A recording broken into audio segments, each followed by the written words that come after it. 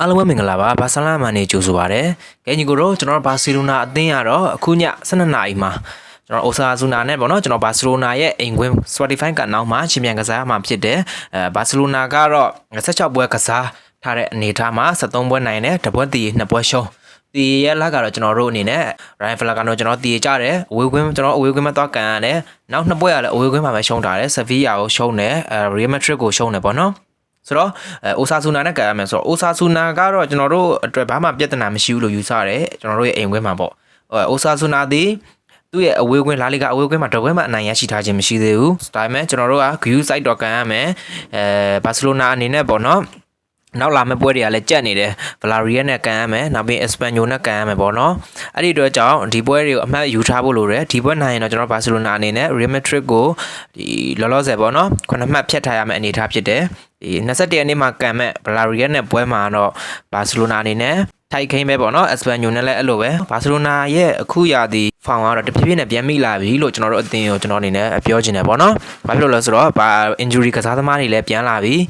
ဒန်နီအိုမိုတယောက်ပဲဆိုတော့ကျွန်တော်ကတော့ထူထူတော့ပြောစရာမရှိဘူးတိုက်စစ်အခင်းချင်းမှာတော့အခုနောက်ပိုင်းနီးပြကဒီဂျာရက်မာတင်ကိုတော်တော်သဘောကျလာရပေါ့နော်ဆိုတော့သူလည်းခြေစောပြလာတယ် SCB နေရာမှာနံပါတ်6ရိုနီယာမှာတော့အခုနောက်ပိုင်းနီးပြအခုမှလောလော2031အထိတက်တန်းတိုးထားတယ်အရစ်ဂါစီယာတော်တော်ကိုသဘောကျနေတယ်ပေါ့နော်ဆိုတော့အရစ်ဂါစီယာဒီ defensive role ကိုပို့ပြီးတော့တောင်းယူတယ်မဲ့ Frankie De Jong ကဘာလို့မသုံးလဲဆိုတော့ Frankie De Jong ကပထမ personal ကိစ္စကြောင့်တပွဲသူလွဲချော်တယ်ပေါ့နော်နောက်နှစ်ပွဲကသူကနေမကောင်းနီးပြကလည်းအရင်သူ့ကိုမသုံးသေးဘူးပေါ့နော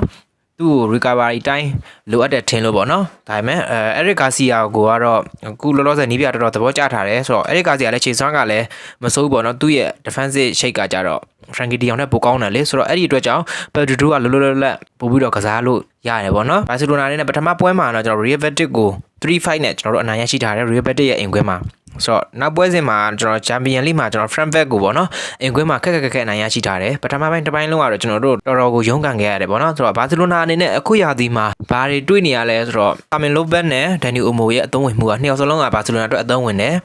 ဒီတိုင်းအသင်းအနေနဲ့ပေါ့နော်ကျွန်တော်တို့ဒီသူပြန်ကိုပြန်ထိုးဖောက်ပြီးတော့ကစားရမယ့်အသင်းအနေနဲ့တွေ့ရင်ကကြတော့ကျွန်တော်တို့လည်းတည်ပြီးသားဖြစ်တဲ့ Fermin Lopez ကပို့ပြီးတော့ Hansi Flick ရဲ့ system ထဲမှာပို့ပြီးတော့အဝင်နေကြတယ် low block ဆော့မယ်အရန်ကို3 back တွေ5 back တွေအဲ့လိုမျိုးဆော့တဲ့အသင်းတွေနဲ့တွေ့ပြီဆိုရင်တော့ Dani Olmo လိုကစားသမားမျိုးလိုအပ်တယ်ဒါပေမဲ့နီးပြအနေနဲ့ဘယ်လိုဖြည့်ရှင်းလာလဲဆိုတော့ Dani Olmo မရှိတဲ့အချိန်မှာ Rafinha ကိုနံပါတ်10 row နေရာထားသုံးတယ်နောက်ပြီးရင်လမိုင်းရမယ်ကိုနံပါတ် Real Betis နဲ့ပွဲမှာဆိုရင်နံပါတ်10 row မှာသုံးလာရပေါ့နော်ဆိုတော့အဲ့လိုမျိုး Fermin Lopez တဲ့ impact ပိုဖြစ်တယ်လို့ခံစားရတယ်ပေါ့နော်ဆိုတော့ Frankfurt နဲ့ပွဲမှာဆိုလဲညီကိုတို့မြင်တဲ့အတိုင်းပဲ Frankfurt ကအ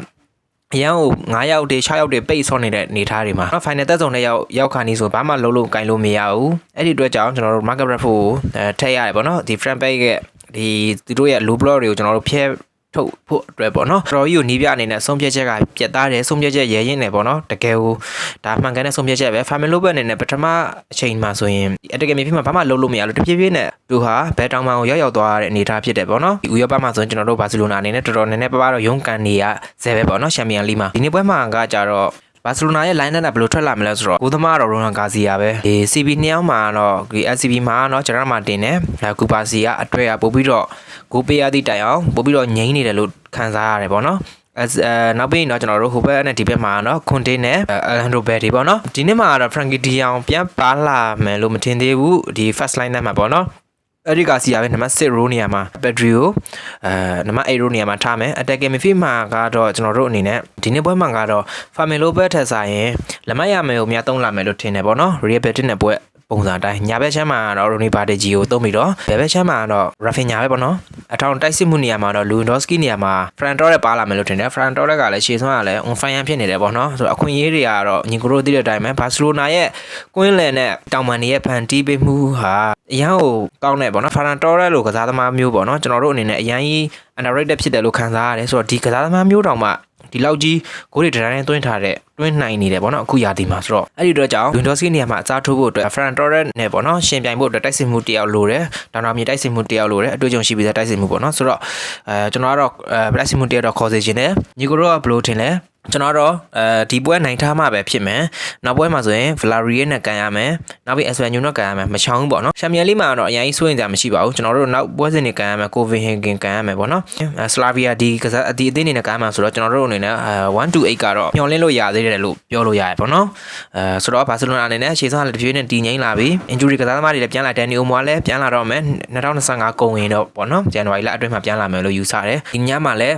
ကိုပြည့်ရှိပြပဲအနိုင်ရရှိမယ်လို့ယူဆပါတယ်ညီကိုတို့ဘယ်လိုထင်လဲညီကိုတို့ရဲ့အမြင်လေးကိုလည်းကိုမမဝယ်ဆွေးနွေးကြပါအောင်ကျွန်တော် YouTube channel လေးကိုလည်း subscribe လုပ်ခဲ့ကြပါအောင်ခင်ဗျာ